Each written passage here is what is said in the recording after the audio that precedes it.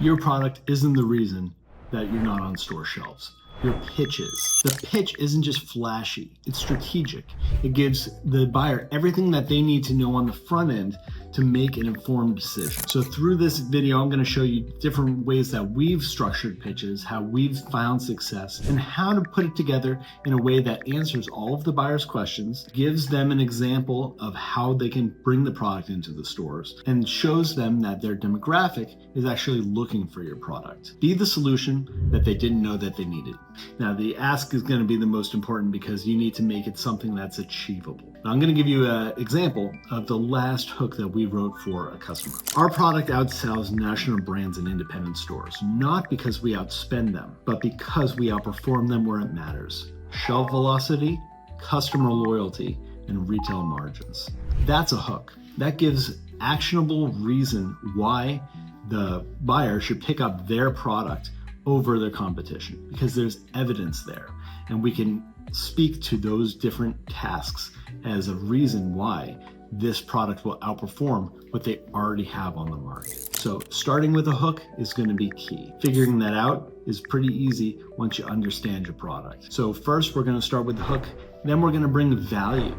We're going to bring on how you've already performed, how this product differentiates the store from its competitors, and what the product can do for the customer. At the end of the day, the buyer's job is not to bring the best products, it's to provide the best products for the customers. So the customers may be in a lower income bracket, and they may have something where they want more value for their dollar, as opposed to the highest and best that the product could be. So finding the right product for the right demographic is going to be key in bringing that value. The next thing you're going to want to provide is proof.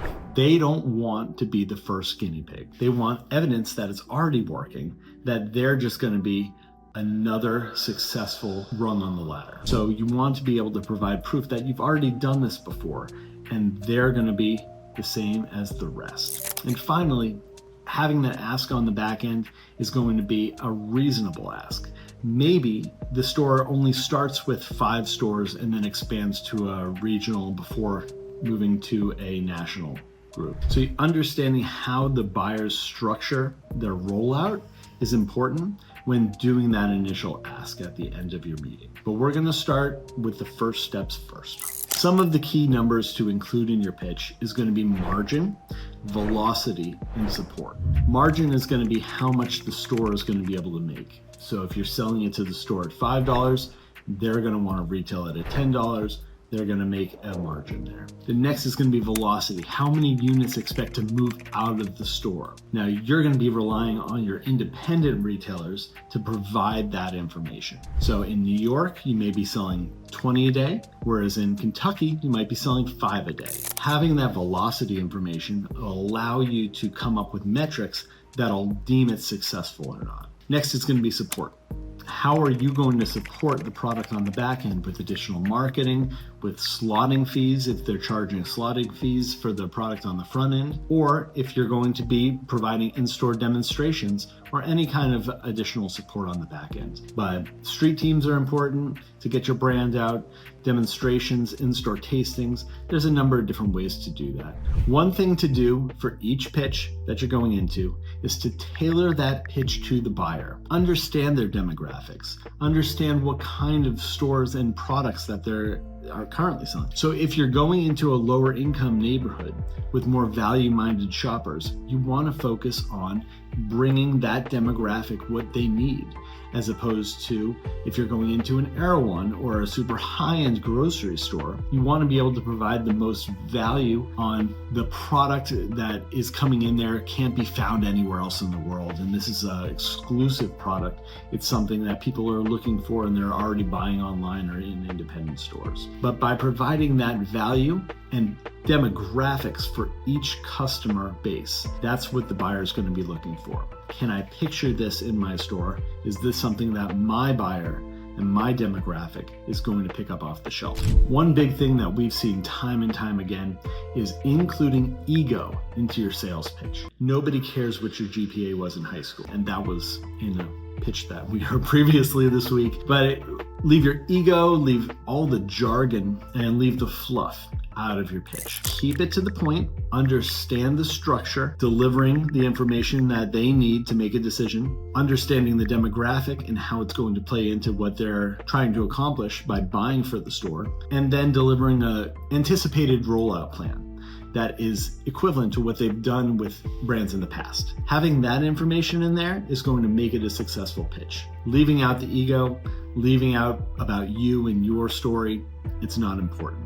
What is important is whether that buyer can see their client picking up the product from the store and if it's going to be a good fit for their shelves. One thing to do before leaving a meeting that you've had successful and wasn't a no is to have an action plan on the back end. Set a timeline. Say, if this week comes, are we going to have this done? This week, we're going to have this done. Understand the timeline and what they're looking for, because they may be buying for this Christmas in January. You don't know until you already structured that out. Have it written down, understand that you're both on the same page, and keep that follow-up light. Nobody likes being hassled about it, and you want to make sure that you're on the same page. One way you can differentiate yourself is by using a little storytelling. Keep the story about another store that has seen success with your line, what they've done, what you learned that was counterintuitive, and how you overcame that by changing your line to more fit the demographic that they're going after. So if you have a product that's a snack line and you found that your product in the stores wasn't selling because it was too big of a bag, it couldn't fit in the cup holder for the cars as they drove by. So you shrunk down the size, you made it more actionable so that they can pick it up off the shelf and they can take it as an impulse item. It was able to drop the price point and it increased margin for the store. Having that kind of a story shows that you're flexible, that you're willing to work with the buyer, and that you're able to overcome those problems if they should occur in the future. One thing you should always include is practice and role play. Have a friend try to pitch you some hardball questions. Go to ChatGPT, find out what kind of questions that you're going to be unprepared for, but have those hard answers already scripted so that you're ready for it when it comes around. The next video we're going to cover is going to be, is your product retail ready? Does it have all the components that it needs to be successful on the store shelf? Are your UPC codes right?